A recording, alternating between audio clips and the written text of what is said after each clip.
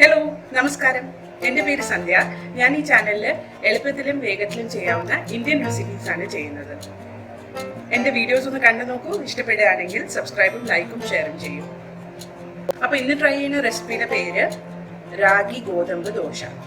അപ്പോൾ റാഗി ഗോതമ്പും കൂടി ചേർത്തിട്ടുള്ള ഒരു നല്ല ടേസ്റ്റി ദോശ ഓപ്ഷനാണ് ഇന്ന് ചെയ്യാൻ പോകുന്നത്. അപ്പോൾ ഇതിനാവശ്യമുള്ള സാധനങ്ങളുടെ ലിസ്റ്റ് ഡിസ്ക്രിപ്ഷൻ ബോക്സിലുണ്ട്, ദയവായി ചെക്ക് ചെയ്യുക. ഈ ദോശ ഉണ്ടാക്കാൻ ആവശ്യമുള്ള സാധനങ്ങൾ എന്തൊക്കെയാണെന്ന് പറയാം. ഈ ബോളിൽ റാഗി പൊടിച്ചതും പിന്നെ ഗോതമ്പ് പൊടിയും കൂടി നന്നായിട്ട് അരിച്ചിട്ട് മിക്സ് ചെയ്ത് വെച്ചിരിക്കുകയാണ്. റാഗി ഫ്ലോർ എന്ന് പറഞ്ഞപ്പോൾ നമുക്ക് എല്ലാ സൂപ്പർ മാർക്കറ്റ്സിലും അല്ലെങ്കിൽ കടകളിലും ഒക്കെ മേടിക്കാൻ കിട്ടുന്നുണ്ട്. ആ പൊടിയാണ് ഞാനിവിടെ ഉപയോഗിച്ചിരിക്കുന്നത്. പിന്നെ ഇവിടെ കുറച്ച് റവയുണ്ട്, കുറച്ച് തേങ്ങ ചിരകിയിട്ടുണ്ട്, കരിവേപ്പില ചെറുതായി അരിഞ്ഞത്, ജീരകം, കുരുമുളക് ഒന്ന് ചെറുതായി ചതച്ചത്, പച്ചമുളക്, പിന്നെ ഇഞ്ചി ഗ്രേറ്റ് ചെയ്ത് വെച്ചത്, ആവശ്യത്തിന് ഉപ്പും, മാവ് ഉണ്ടാക്കാൻ വേണ്ട വെള്ളവും വേണം. പിന്നെ ദോശ ചുടുമ്പോൾ നമുക്ക് കുറച്ച് എണ്ണ ആവശ്യം വരും. അപ്പം നമുക്ക് ആദ്യം ഇതിൻ്റെ മാവ് റെഡിയാക്കാം. അപ്പോൾ നേരത്തെ പറഞ്ഞ പോലെ റാഗി പൊടിയും ഗോതമ്പ് പൊടിയും കൂടി നന്നായിട്ട് ഒരു അരിപ്പയിൽ കൂടെ അരിച്ചെടുത്തിട്ട് അതിലേക്ക് ഉപ്പും ചേർത്തിട്ട് മിക്സ് ചെയ്തിട്ടുണ്ട്. ഇതിലേക്ക് റവ, തേങ്ങ ചിരകിയത്,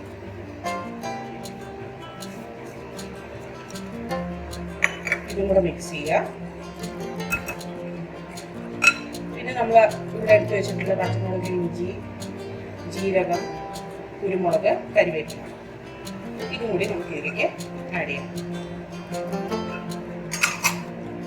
എല്ലാം കൂടെ നന്നായിട്ട് മിക്സ് ചെയ്ത് കൊടുക്കുക.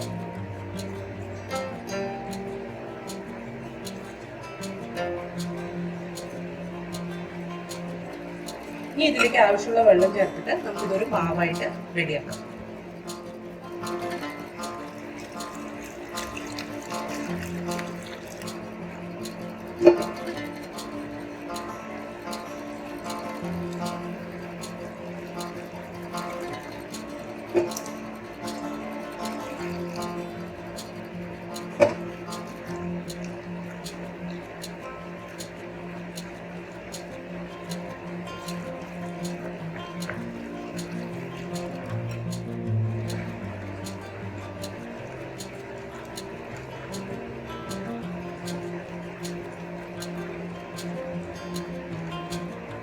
അപ്പൊ നല്ലോണം വെള്ളം ചേർത്ത് തരിയൊന്നും ഇല്ലാണ്ട് മാവ് ഇളക്കിയെടുത്തിട്ടുണ്ട്.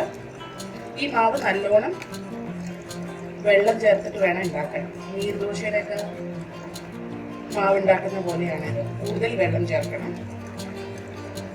കട്ടി തീരെ കുറവായിട്ടുള്ള മാവായിട്ടാണ് നമുക്കിത് കലക്കിയെടുക്കുന്നത്. അപ്പൊ ഇത് റെഡി ആയിട്ടുണ്ട്.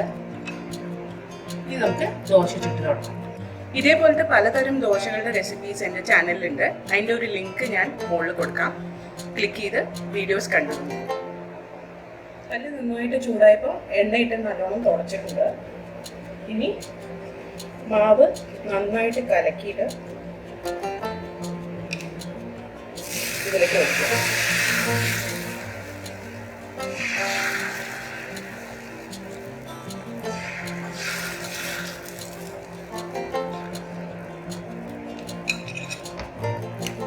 ഇതിൻ്റെ അറ്റത്തേക്ക് നല്ലോണം എണ്ണ ഒഴിച്ചു കൊടുക്കുക.